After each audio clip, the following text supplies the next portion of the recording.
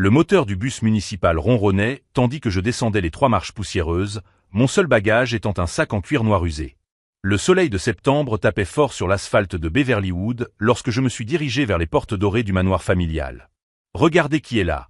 La voix stridente de mon cousin Brandon a tranché l'air comme une lame. Il se tenait sur le porche principal, entouré de son groupe habituel de flagorneurs, tous vêtus de costumes qui coûtaient plus cher qu'une voiture populaire. Le raté de la famille est arrivé en transport en commun. Les rires ont résonné dans la propriété de 12 000 mètres carrés. Le même son cruel que j'avais entendu 5 ans auparavant, lorsque j'avais été expulsé de ce même manoir avec pour seul bagage les vêtements que je portais. Je m'appelle Jonathan Miller et, à 32 ans, je viens de rentrer chez moi d'une manière que personne n'avait prévue. Surtout pas de la manière dont je l'avais prévue. Brandon descendit les escaliers en marbre italien avec son arrogance caractéristique, son sourire révélant des dents parfaites financées par l'argent qui aurait dû être le mien. Papa m'a dit que tu passerais peut-être aujourd'hui. Tu es venu implorer notre pardon? Ou tu vas essayer de nous convaincre que tu es enfin devenu quelqu'un? J'ai ajusté le nœud de ma cravate bleu marine, la seule chose de valeur que j'avais sur moi. En fait, je suis venu régler quelques affaires en suspens. Des affaires. Brandon éclata de rire. Mec, tu n'as même pas d'endroit où vivre. J'ai entendu dire que tu partageais un appartement avec 3 gars à Détroit. Quel genre d'affaires un loser comme toi pourrait-il bien avoir ici? Les autres éclatèrent de rire à l'unisson. Je reconnus la plupart d'entre eux. Des enfants de familles riches qui avaient toujours gravité autour des Miller, aspirant les miettes de prestige comme des parasites bien habillés. Jonathan. La voix rauque de mon oncle Richard résonna dans le hall d'entrée. Il apparut vêtu d'un peignoir en soie, un verre de whisky écossais à la main qui coûtait plus cher qu'un salaire minimum. Même à 2 heures de l'après-midi, il buvait. Quelle surprise, désagréable. Je pensais que nous avions clairement établi il y a 5 ans que tu n'étais plus le bienvenu ici. Je pris une profonde inspiration, me rappelant les mots qu'il avait criés ce jour terrible. Tu es une honte pour le nom des Miller. Va-t'en et ne reviens jamais. Les choses ont changé, oncle Richard. Changé. Il descendit les dernières marches, ses yeux rougis par l'alcool me scrutant de haut en bas. Tu as toujours l'air du même raté que j'ai chassé d'ici. La seule différence, c'est que tu es plus maigre maintenant. Probablement à cause de la faim. Brandon s'approcha, chuchotant assez fort pour que tout le monde puisse l'entendre. Je parie qu'il est venu demander de l'argent. Ou peut-être un emploi de jardinier. Ce serait hilarant de le voir tondre la pelouse de la propriété dont il aurait dû hériter. Je souris pour la première fois depuis mon arrivée. Pas un sourire nerveux ou soumis, mais quelque chose de plus calme et calculé. Pas jardinier, Brandon. Mais tu as raison sur un point. J'ai ouvert mon porte-documents et en ai sorti une enveloppe blanche scellée. Je suis venu pour la propriété.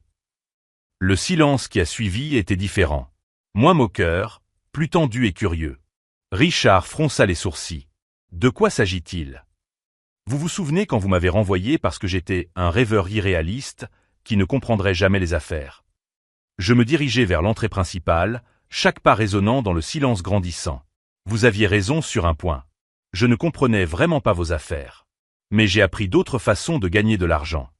Brandon croisa les bras, essayant de conserver son air arrogant. De quoi parles-tu?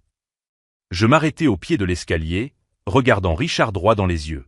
Saviez-vous que cette propriété est grevée d'une hypothèque de 6 millions de dollars qui arrive à échéance aujourd'hui? Le visage de mon oncle pâlit. Brandon cligna des yeux, perplexe. Impossible, murmura Richard. Nous avons remboursé cette hypothèque il y a des années. La première hypothèque, oui. Mais vous en avez contracté une deuxième il y a 3 ans pour financer les investissements garantis de Brandon. Je sortis quelques papiers de l'enveloppe. Des investissements qui, curieusement, n'ont pas très bien marché. Le silence était désormais total. Même les oiseaux semblaient avoir cessé de chanter. Comment avez-vous? Commença Richard, mais sa voix se brisa. Comment je le sais? Complétai-je à sa place.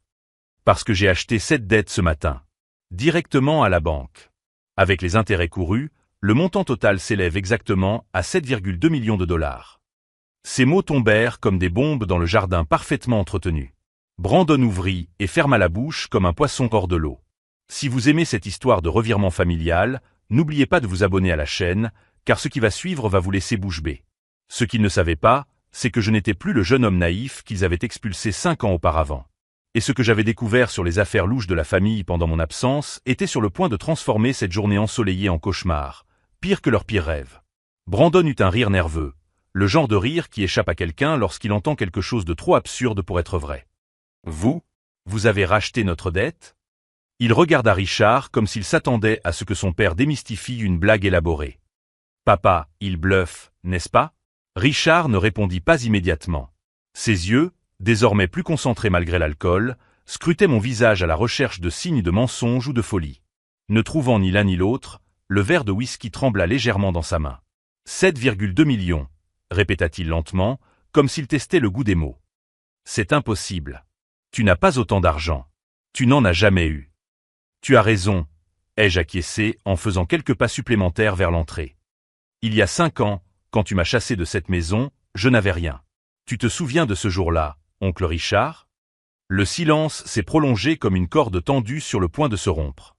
Les invités de Brandon, qui jusqu'alors assistaient à la scène comme s'ils regardaient une émission de télé-réalité, commencèrent à réaliser qu'ils étaient témoins de quelque chose de bien plus grave qu'un simple drame familial. Le 27 septembre, poursuivis-je, ma voix prenant une intensité qui coupa le souffle. Un samedi. Vous portiez ce même peignoir en soie, buviez le même whisky écossais. Brandon était là aussi, souriant exactement comme il sourit maintenant. Richard déglutit. Brandon cessa de rire. Je venais d'obtenir mon diplôme d'ingénieur avec mention à Stanford. J'avais 27 ans et j'étais plein d'idées pour moderniser l'entreprise familiale.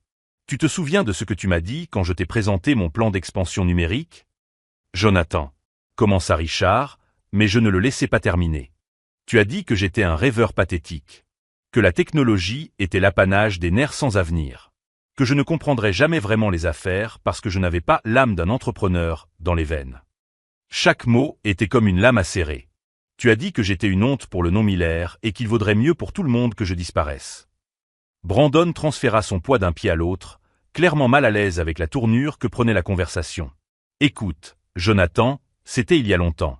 Papa a peut-être été un peu dur, mais... un peu dur. Ma voix résonna dans toute la propriété. Il m'a chassé de la maison à 27 ans, m'a coupé l'accès au fonds fiduciaire que mon père m'avait laissé et a transféré tout mon héritage à toi, Brandon.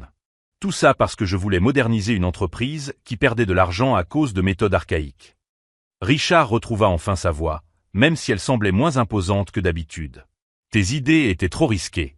Tu voulais miser l'avenir de la famille sur des applications et des ordinateurs. Ce n'était pas du sérieux. Ce n'était pas un commerce sérieux. J'ai ri, mais il n'y avait aucune trace d'humour dans ma voix.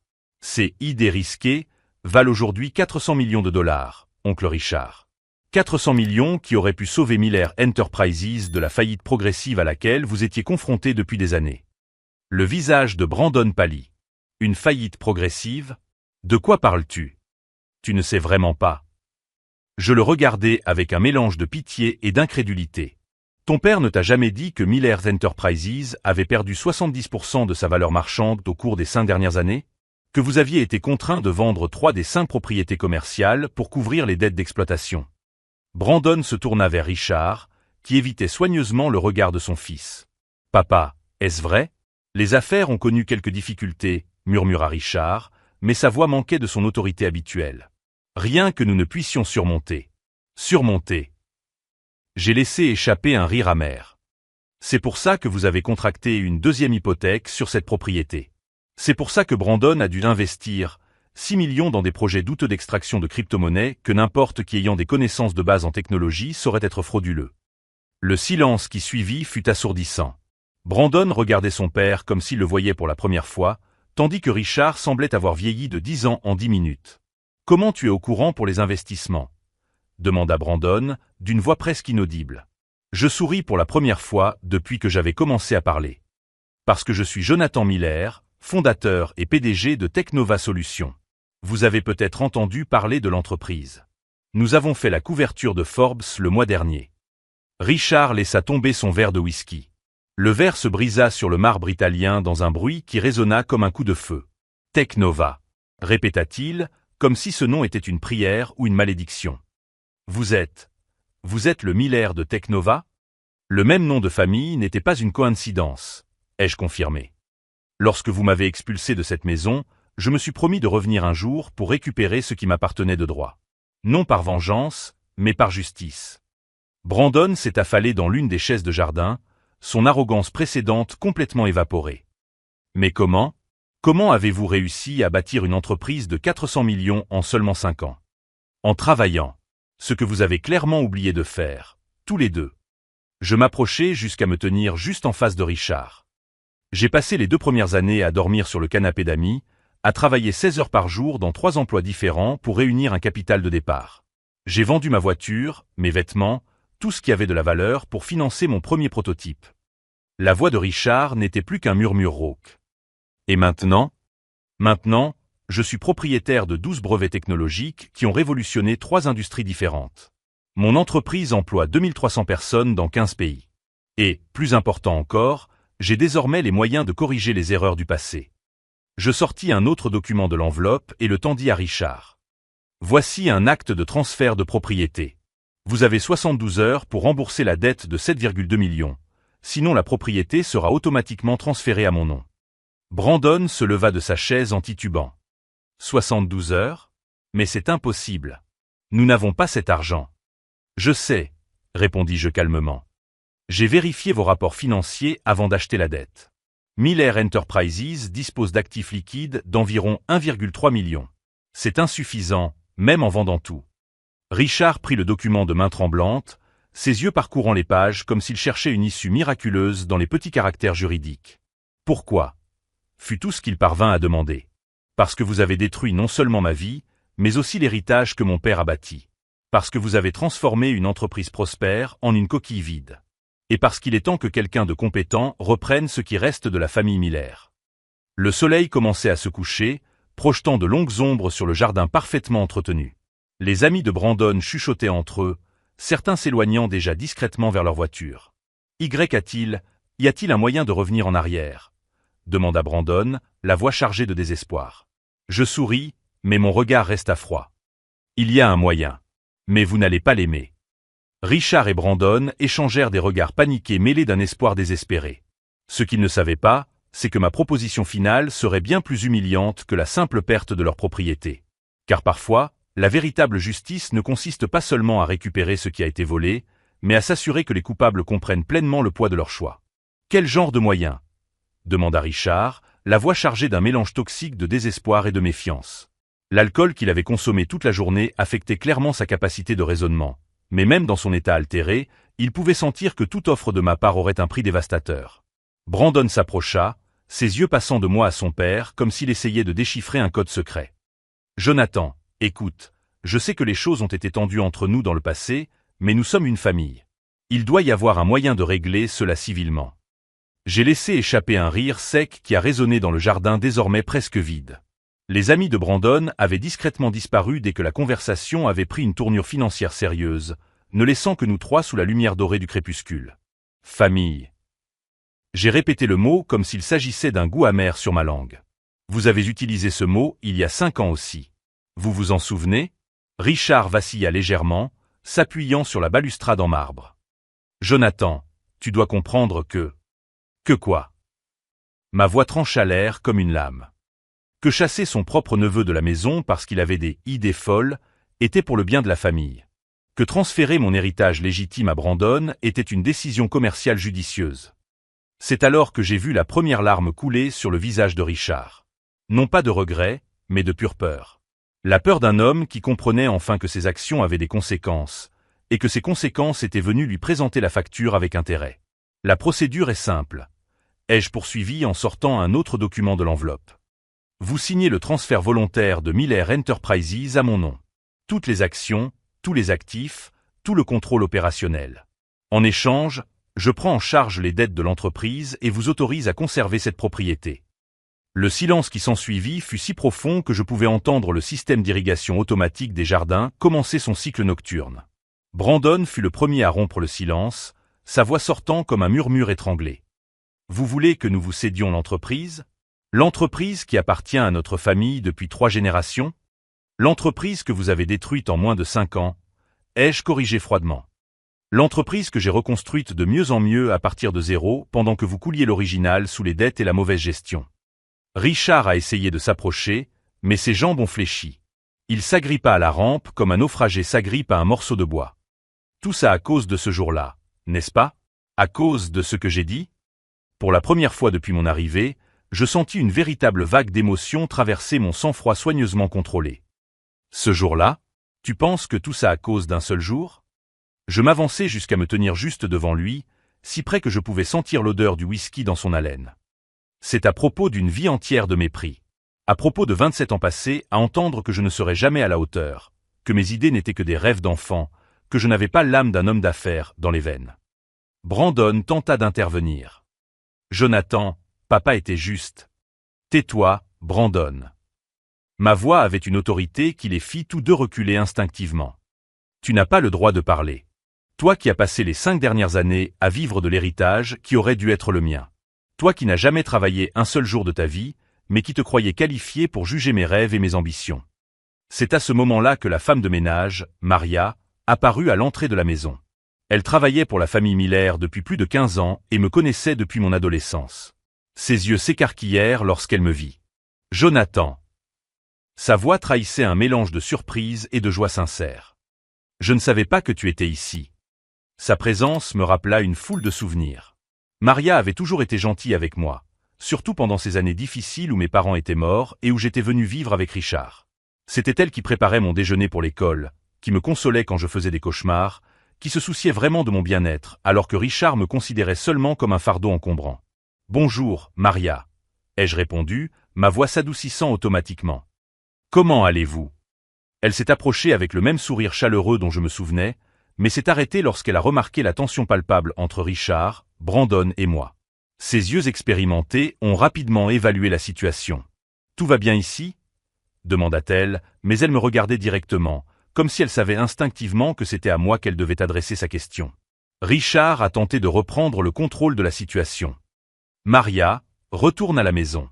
Cela ne te regarde pas. » C'était la goutte d'eau qui faisait déborder le vase. « En fait, a-t-il dit calmement, cela la regarde. Parce que si vous n'acceptez pas mon offre, Maria sera licenciée lorsque la propriété me sera transférée. Avec le reste de l'équipe que vous ne pouvez plus vous permettre de payer. » Le visage de Maria pâlit. Elle avait consacré 15 ans de sa vie à s'occuper de cette maison et de cette famille, et elle découvrait maintenant que son emploi était menacé à cause de problèmes financiers dont elle n'avait probablement même pas soupçonné l'existence. Monsieur Richard.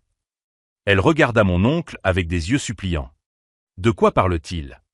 Richard ne parvint pas à la regarder dans les yeux. Brandon donna un coup de pied dans un caillou du jardin, incapable d'affronter la réalité de ce que ses décisions financières irresponsables avaient causé.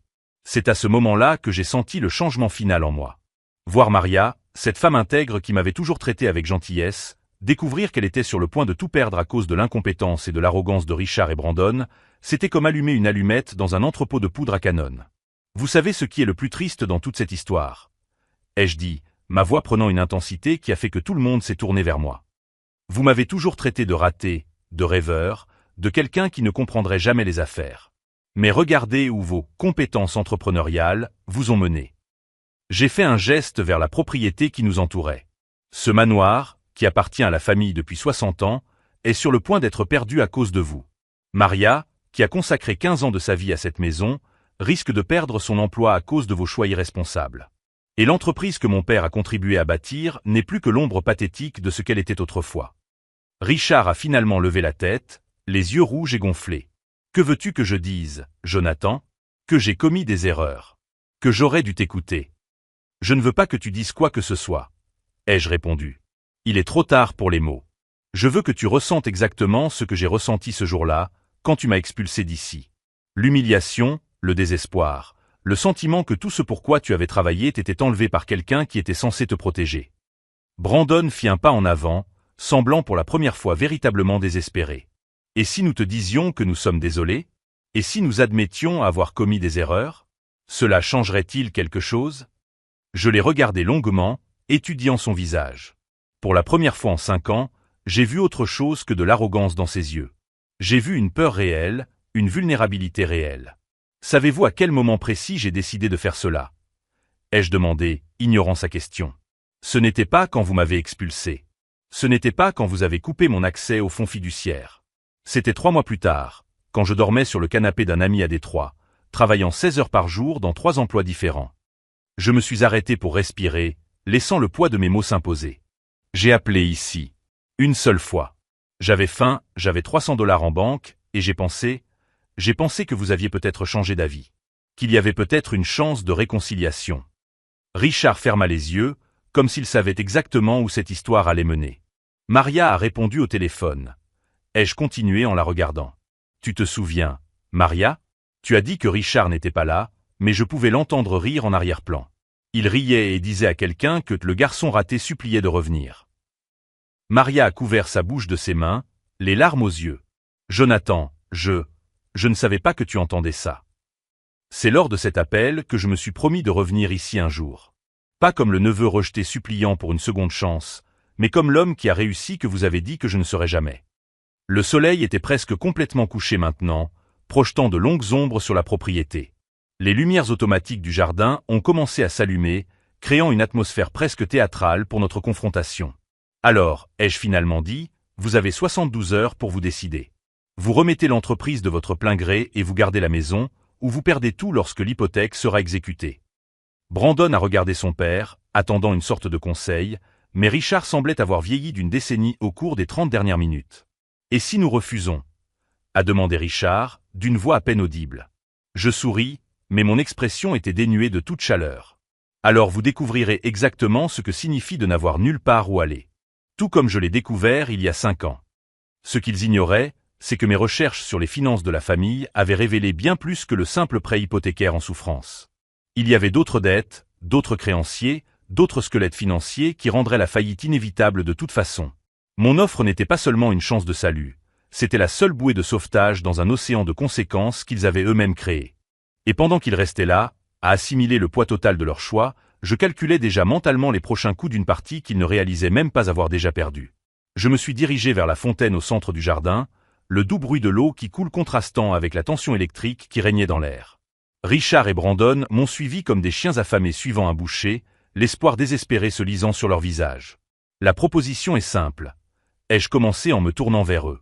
Vous signez le transfert complet de Miller Enterprises à mon nom. Toutes les actions, tous les actifs, tout le contrôle opérationnel. En échange, je prends en charge les dettes de l'entreprise et je vous autorise à conserver cette propriété. Brandon s'étouffa. Vous voulez que nous vous cédions l'entreprise?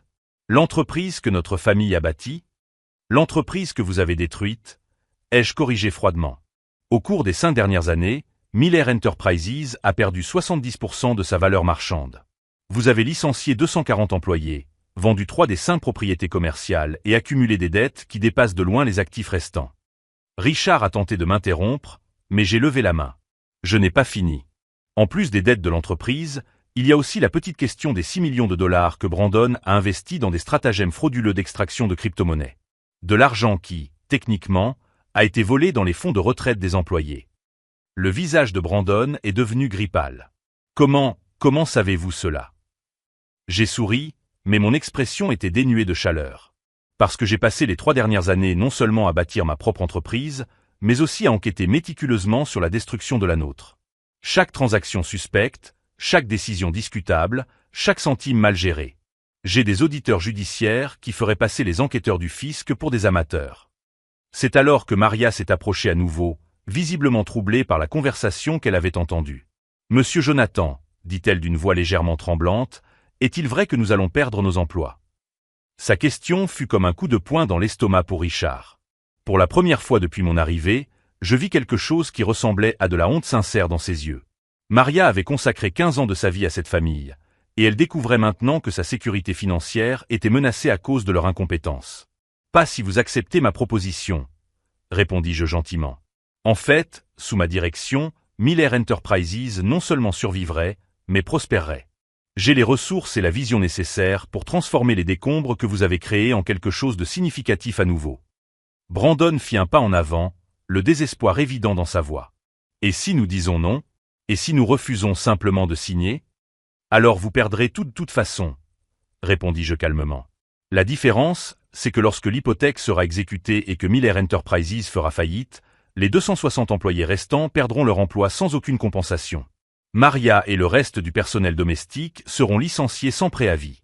Et vous vous retrouverez sans entreprise, sans propriété.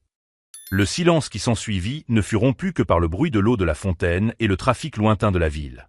Richard se laissa tomber lourdement sur l'une des chaises en fer forgé du jardin. « Comment en sommes-nous arrivés là » murmura-t-il, plus pour lui-même que pour nous. « Vous voulez vraiment le savoir » demandai-je en sortant un autre document de l'enveloppe. « Je peux retracer exactement comment vous en êtes arrivés là. Tout a commencé il y a 3 ans, lorsque Brandon vous a convaincu d'investir dans une start-up technologique qui promettait des rendements de 300%. Brandon a tenté de protester, mais j'ai continué sans relâche. La start-up était dirigée par Trevor Mallison, un escroc notoire qui avait été arrêté 2 fois pour fraude. Une simple recherche sur Google aurait permis de le découvrir, mais vous étiez trop désespéré pour faire les vérifications nécessaires. Résultat, 2 millions de dollars perdus.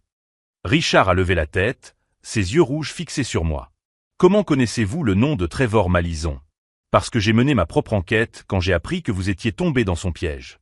En fait, c'est grâce à lui que j'ai découvert l'étendue de vos problèmes financiers. J'ai ouvert le document et j'ai commencé à lire. Investissement dans Crypto Down Mining, 3 millions.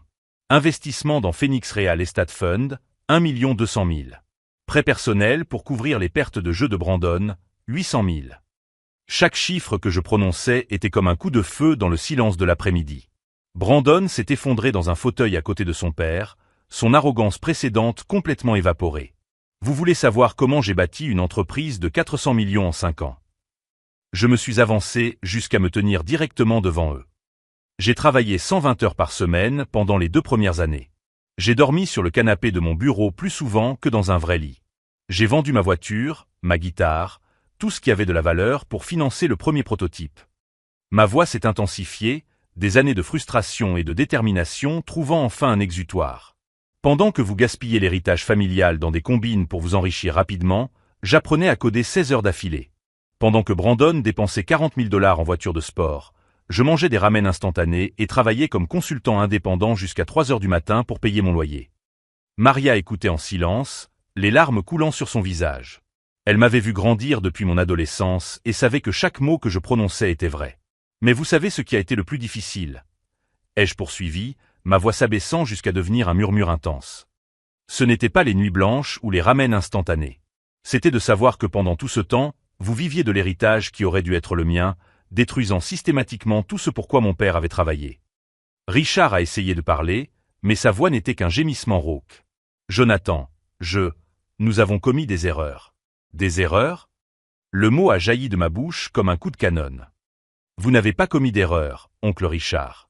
Vous avez fait des choix délibérés et égoïstes.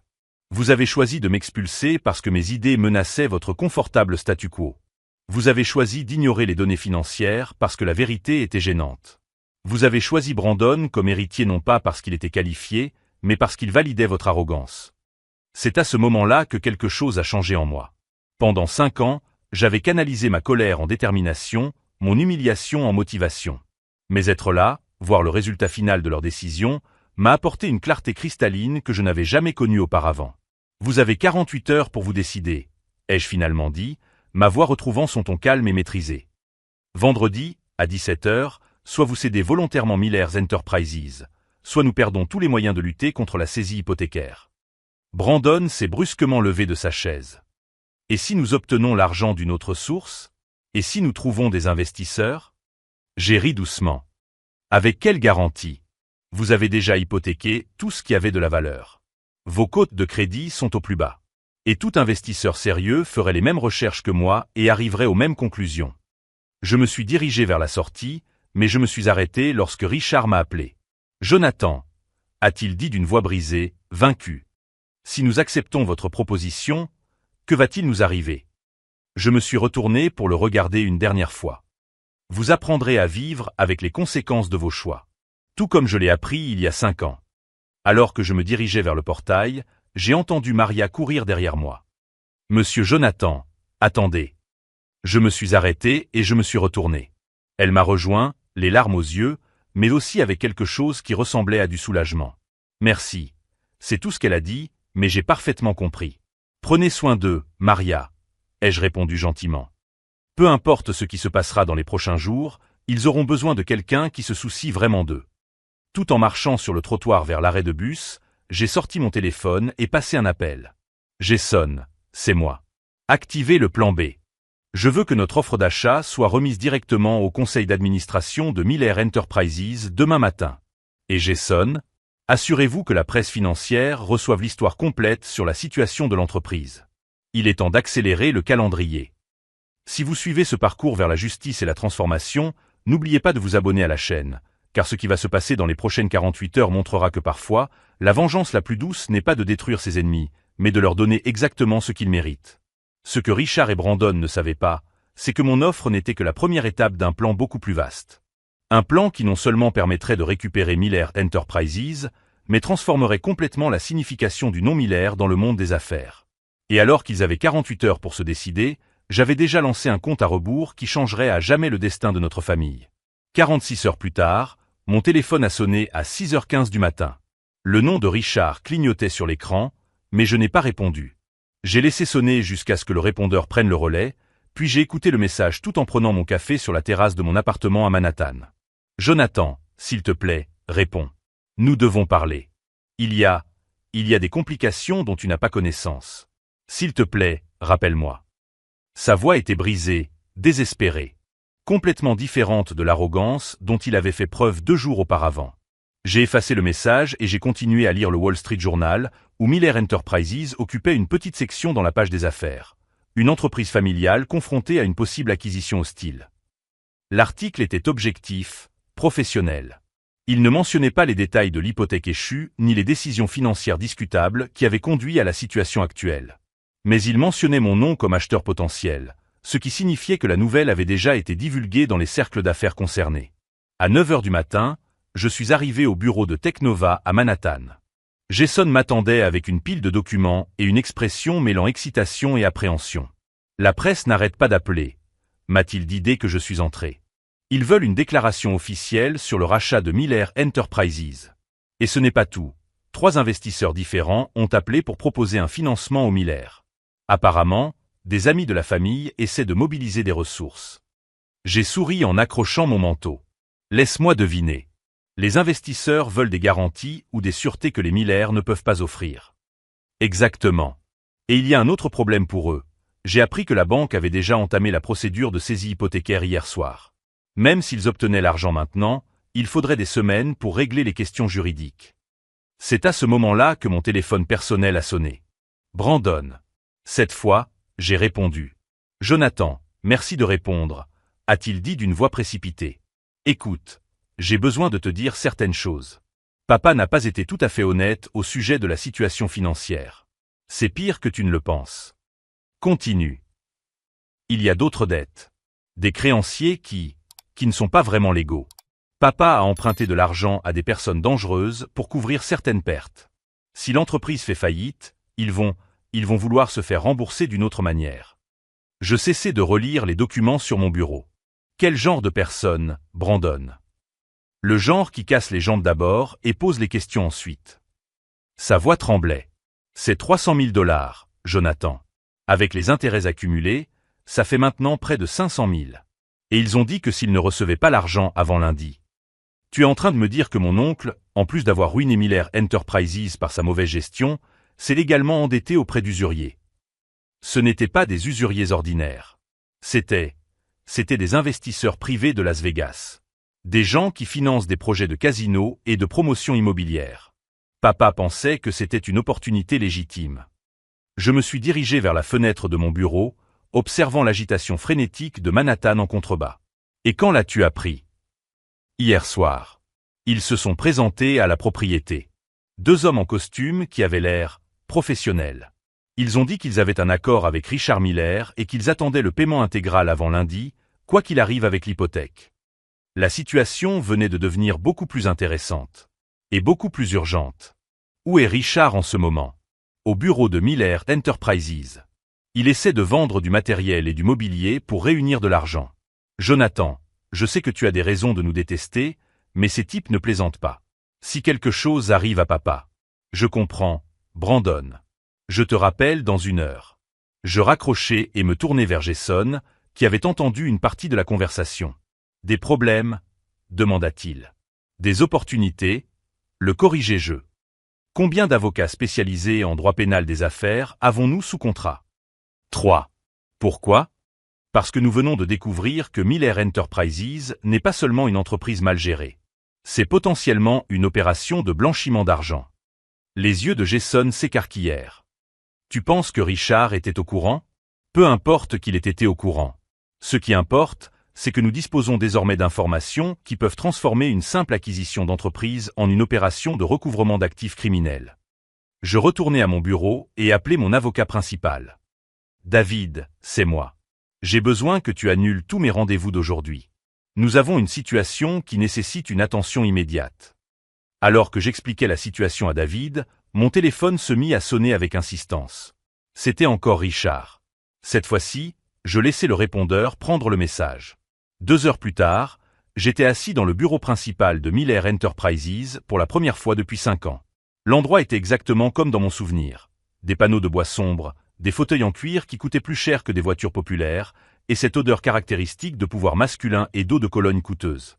La différence était que les étagères étaient désormais à moitié vides. Certains tableaux avaient été retirés des murs et il y avait une pile de cartons dans un coin de la pièce. Richard était assis derrière le bureau qui avait autrefois appartenu à mon père, semblant avoir vieilli d'une décennie depuis notre dernière conversation. Quand il m'a vu entrer, ses yeux se sont remplis d'un mélange complexe de soulagement, de peur et de honte. « Jonathan, merci d'être venu. Je ne suis pas venu pour toi, Richard. Je suis venu parce que j'ai découvert que ton incompétence pourrait avoir des conséquences qui dépassent le cadre de notre famille. » Brandon était appuyé contre la fenêtre, il n'avait manifestement pas dormi. Ses vêtements étaient froissés et il avait des cernes sous les yeux. « Ils ont rappelé », a déclaré Brandon sans préambule. « Ils veulent nous rencontrer aujourd'hui à 17 heures. Dans un entrepôt du Queens. »« Absolument pas, » ai-je répondu immédiatement.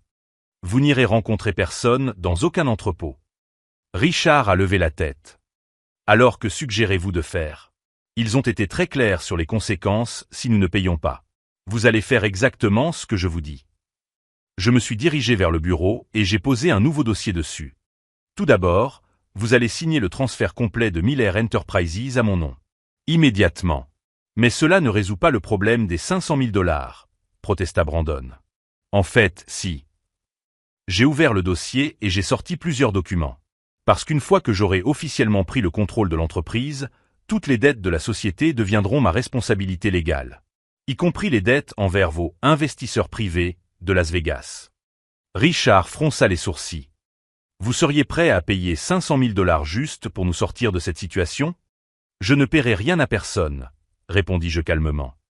Parce que j'ai découvert quelque chose d'intéressant au sujet de vos investisseurs privés, lorsque mes avocats ont mené leur enquête. Je me suis approché de la fenêtre où se tenait Brandon et je me suis tourné pour faire face aux 2 hommes. Saviez-vous que Vincent Torino, l'homme qui a prêté de l'argent à Richard, fait l'objet d'une enquête du FBI pour blanchiment d'argent depuis 6 mois.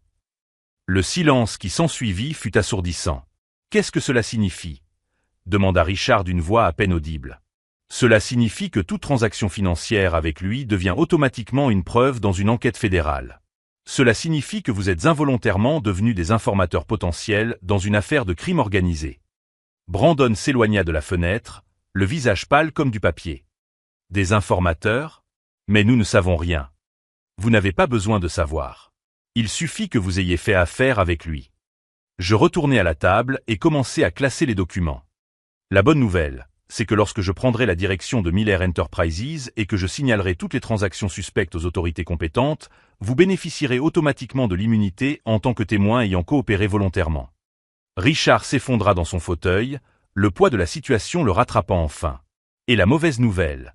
demanda-t-il. « La mauvaise nouvelle, c'est que Torino sait probablement déjà qu'il fait l'objet d'une enquête. Ce qui signifie que le rendez-vous d'aujourd'hui, à 17 heures, n'a pas pour but de récupérer de l'argent. Il s'agit d'éliminer des preuves. Ou des personnes qui pourraient servir de preuves. » Le téléphone de Brandon se mit à sonner. Il regarda l'écran et pâlit encore plus. « C'est eux, murmura-t-il. « Répondez, lui ai-je conseillé. Et mettez le haut-parleur. » Brandon a répondu, les mains tremblantes. « Allô? Brandon, mon ami. » La voix à l'autre bout du fil était chaleureuse, presque paternelle. « J'espère que vous et votre père avez récupéré notre argent. Nous y travaillons, monsieur Torino. » « Parfait, parce que j'ai une surprise pour vous. Le lieu de rendez-vous a changé. Au lieu du Queens, nous nous retrouverons dans un endroit beaucoup plus pratique. Mon bateau, amarré au Pierce Ventine. Beaucoup plus intime, vous comprenez. Je fermai les yeux. Un bateau. Évidemment, ce serait un bateau. En fait, monsieur Torino, l'interrompis-je en m'approchant du téléphone, ce ne sera pas nécessaire. Il y eut un long silence. Et qui êtes-vous? Jonathan Miller. Le nouveau propriétaire de Miller Enterprises. Et j'ai une autre proposition à vous faire. Un autre silence, plus tendu cette fois. Monsieur Miller, je ne crois pas que nous ayons été présentés. Vous devriez peut-être laisser votre père et votre cousin régler leurs propres problèmes. Normalement, je serais d'accord. Mais voyez-vous, je viens de découvrir quelque chose de très intéressant au sujet de nos relations communes. Quel genre de relations? Je souris, sachant qu'il ne pouvait pas me voir. Le genre qui implique l'agent spécial Sarah Chen de la division des crimes financiers du FBI. Elle était très curieuse au sujet de vos récentes entreprises commerciales. Le silence qui suivit dura au moins 10 secondes. Je pense, dit finalement Torino d'une voix beaucoup plus froide, que nous devrions nous rencontrer en personne pour discuter de ce malentendu. En fait, non. Parce qu'il n'y a aucun malentendu. Voici ce qui va se passer. Vous allez considérer la dette de Richard Miller comme entièrement remboursée. En échange, aucune information sur vos transactions avec Miller Enterprises ne sera transmise aux enquêteurs fédéraux. Et si je refuse? Alors, ma première action en tant que nouveau propriétaire de Miller Enterprises sera de remettre tous les documents financiers des 3 dernières années directement à l'agent Chen. Y compris les registres de transfert qui montrent exactement comment vous avez transféré de l'argent via l'entreprise. Une autre longue pause. Vous êtes très bien informé, monsieur Miller. Je suis très motivé, monsieur Torino. Très bien. Considérez cette affaire résolue. Mais monsieur Miller? Oui. Nous ne devrions plus jamais avoir l'occasion de nous parler. D'accord. La communication fut coupée. Richard et Brandon me regardaient comme si je venais de marcher sur l'eau. Comment saviez-vous pour le FBI? Demanda Brandon. Parce que quand on a suffisamment de ressources, on peut engager des gens qui savent ce genre de choses. Je retournai à la table et poussai les documents de transfert vers Richard. Maintenant, parlons de ces signatures. Richard prit le stylo, mais hésita. Jonathan, après tout ça, pourquoi nous avez-vous sauvés? Je le regardai longuement. Parce qu'il ne s'agissait pas de vous sauver, Richard. Il s'agissait de sauver Miller Enterprises. Il s'agissait de restaurer ce que mon père avait construit. Et parce que, malgré tout ce que vous avez fait, vous êtes toujours ma famille. Il a signé les documents d'une main tremblante. Quand il a eu fini, je lui ai tendu la main. Bienvenue dans votre nouvelle vie, oncle Richard. Essayez de ne pas gâcher cette seconde chance. Ce qu'ils n'ont jamais su, c'est que j'avais prévu de régler le problème Torino dès que Brandon m'avait parlé des dettes. Car la véritable victoire ne consistait pas seulement à récupérer Miller's Enterprises ou à humilier ceux qui m'avaient fait du tort. La véritable victoire consistait à transformer une situation potentiellement tragique en une occasion de reconstruire tout ce qui avait été perdu, y compris la possibilité pour notre famille de trouver le chemin du pardon et de la rédemption. 6 mois plus tard, Miller Enterprises avait non seulement survécu, mais prospéré. 260 employés avaient conservé leur emploi, avec une augmentation de salaire de 15%. Maria s'occupait toujours de la propriété, désormais avec une équipe élargie et des avantages sociaux complets. Richard avait arrêté de boire. Brandon était retourné à l'université pour terminer le MBA qu'il avait abandonné des années auparavant. Tous deux travaillaient dans l'entreprise, non pas en tant que cadre, mais en apprenant le métier à partir de zéro. Jonathan, m'a dit Richard un matin de printemps, merci de ne pas nous avoir laissé tomber. La famille, c'est la famille, ai-je simplement répondu.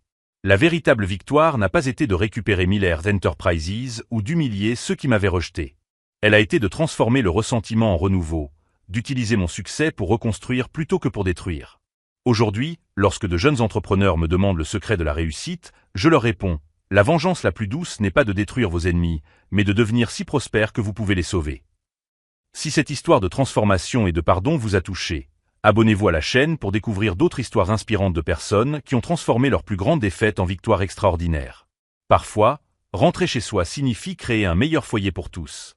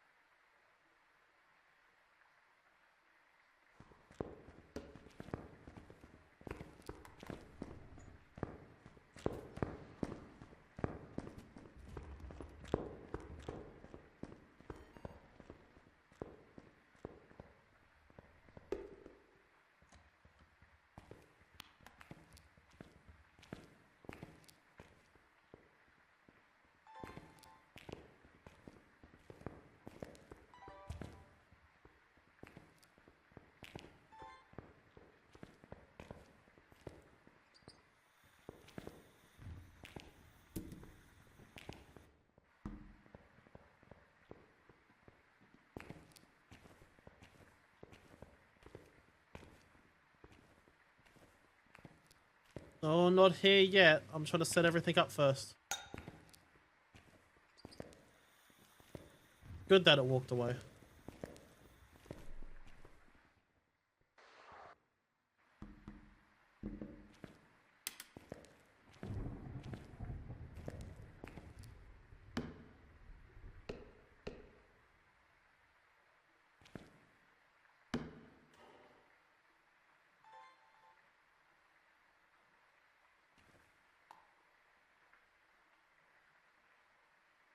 Okay.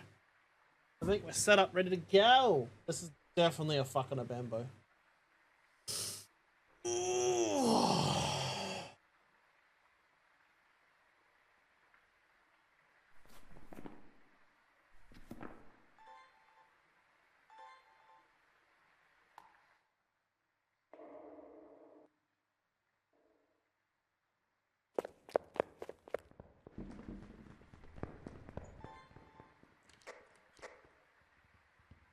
Did it seriously just go upstairs? It did.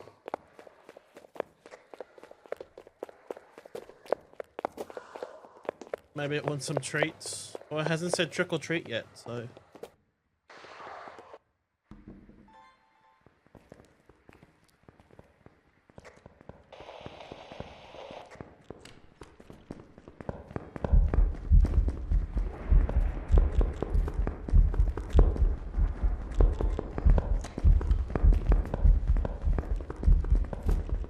Bit of a bad time, Doc.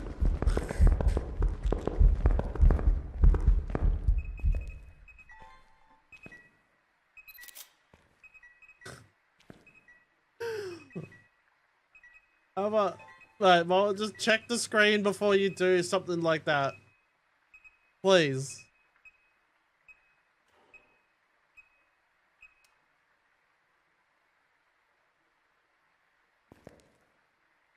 True, Cammy, it did.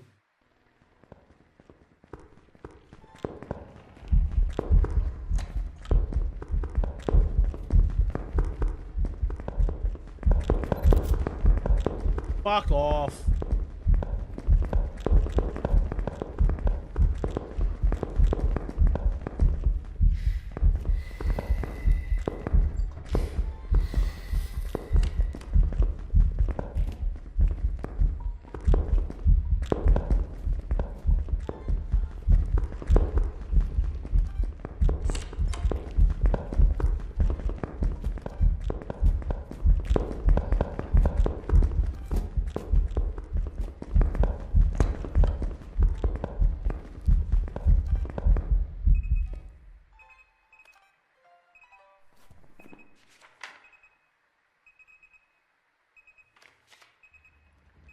Hey. Oh my god, it's reading chat. It read the words treat. It was like, does chat have treats? Lol.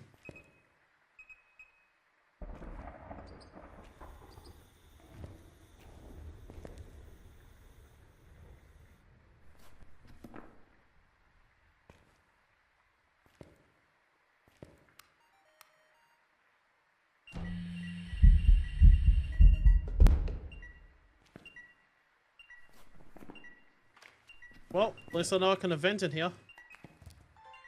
I'll take that. Thank you for the free video. That was easy for that video. Should have got a photo of it, to be fair, but I forgot about that.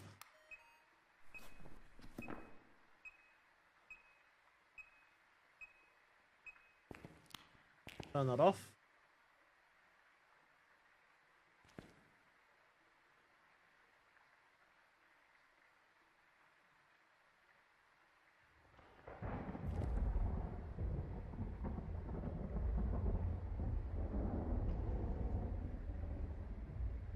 I think I might have to implement something into my stream, which lets you all know that I'm like gonna, if I'm focusing on the fucking ghost or whatnot.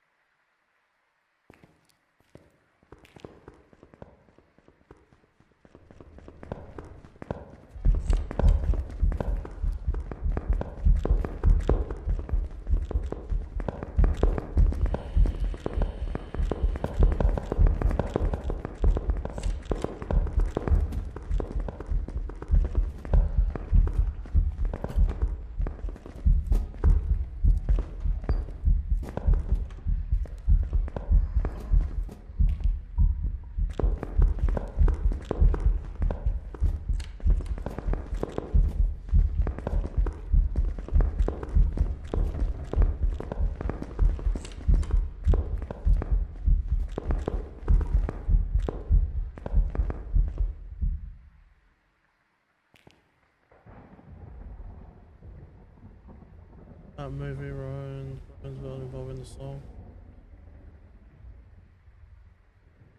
Oh no, Spec, it's already implemented. I'm just letting stream know about it. It's literally ready to go. Like, remember this? Like, that's already there. But I've got it done and ready to go. I just am letting people know that I'm going to be implementing. God damn it, I gotta get a song somebody I used to know out of my brain. Thank you. Your ball up the brain. Lol. Push of a button, I can make it so that I can't. Was about to lose my shit. Nah. I was just letting people know. I just need to write up a little paragraph to go that puts it into chat, saying that all the sound effects and that's everything is still in use. You can still listen to it. Just obviously I can't hear it.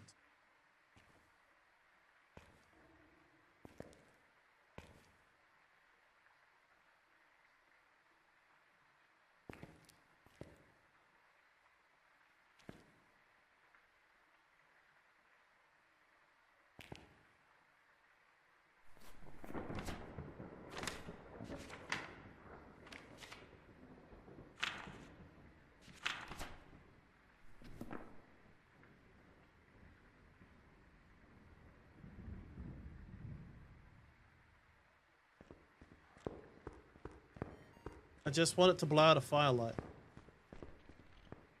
That's all I need to do.